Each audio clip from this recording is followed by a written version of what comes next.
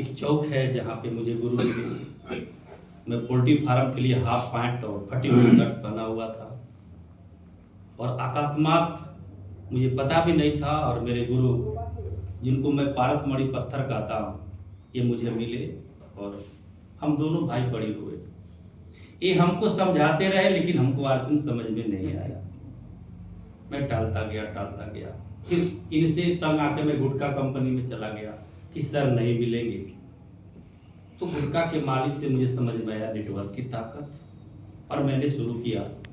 मेरे मित्र, अगर आप आरसीएम को सीख रहे कर रहे हैं तो एक मेंटोर जरूर रखिए, एक अपलाइन रखिए जिसका बात माने। अगर आप बात नहीं मानेंगे, उस रास्ते पे नहीं चलेंगे तो आपको सफलता नहीं मिलेगी।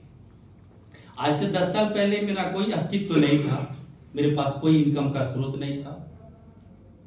हम 5 भाई हैं, 5 में हम लोग को मात्र लगभग 10-10 कट्ठा जमीन होगा। तो जीवन बड़ा नरकमय था। लेकिन मेरे जीवन में मेरा मेंटोर, मेरे पारसमणि पत्थर, मेरे गुरु आए। उन्होंने मुझे उंगली पकड़ के चलना सिखाया और मैं 100% सीखने को तैयार था। देखिए, इस सिस्टम आपसे चलता है। आप कितना सीख रहे हैं, झूठ बोल रहे हैं कि सच बोल रहे हैं, वो आप जानते हैं। और मैंने सीखना चालू किया। सर, ईंटे का तकिया लगा के मैं सोया हूँ उस रेगिस्तान भरी नदी में। हमारे साथ ऊपर काश चौरसिया सर नटकटियागंज के रहते थे। सुबह में निकलते थे हम लोग और 11 बजे रात को आते थे। न खाने का ठिकाना, न सोने का ठिकाना। मैंने शुरुआत किया, सीखते गया, लोगों को सिखाते गया।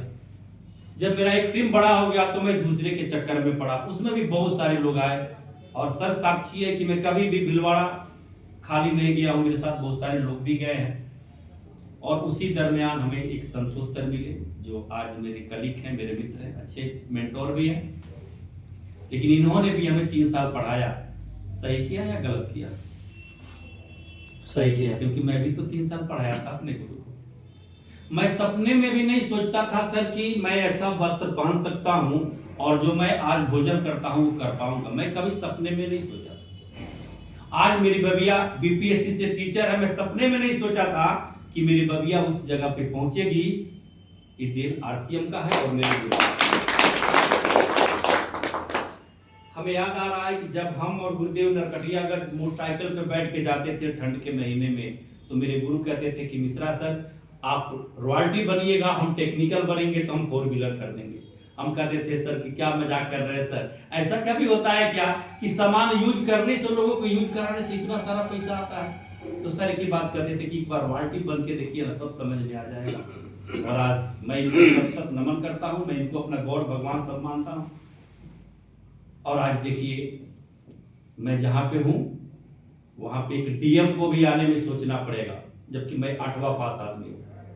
जहां पे मेरी सिक्योरिटी है, भगवान न करे मेरे साथ कोई घटना हो जाए, मैं न रहूं, तो ये मेरा 6% रॉयल्टी मेरी पत्नी के नाम ट्रांसफर हो जाएगा। लेकिन अगर कोई बेतिया का डीएम है, वो अगर डेथ कर जाए तो डीएम का पद उसके पत्नी को नहीं मिलेगा।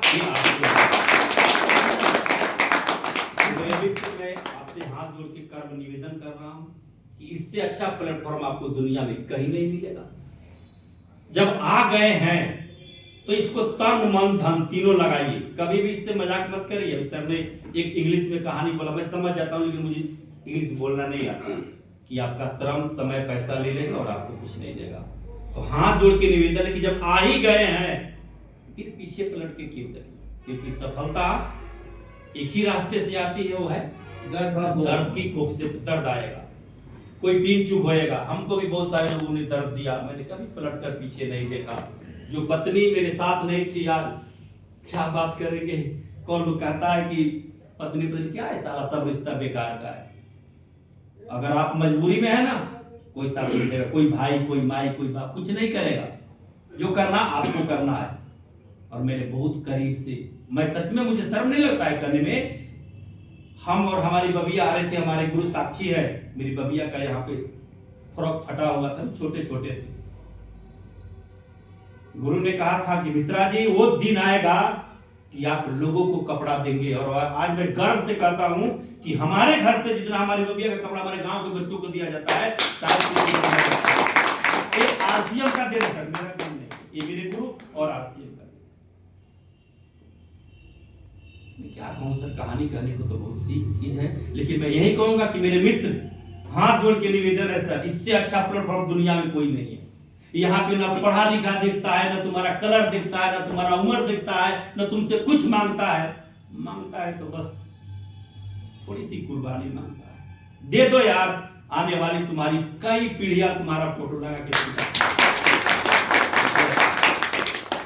और हम अपने गुरुदेव को आमंत्रित करेंगे कि मेरे मेंटोर, मेरे गुरु आए, इसको समापन करें जिनके चरणों में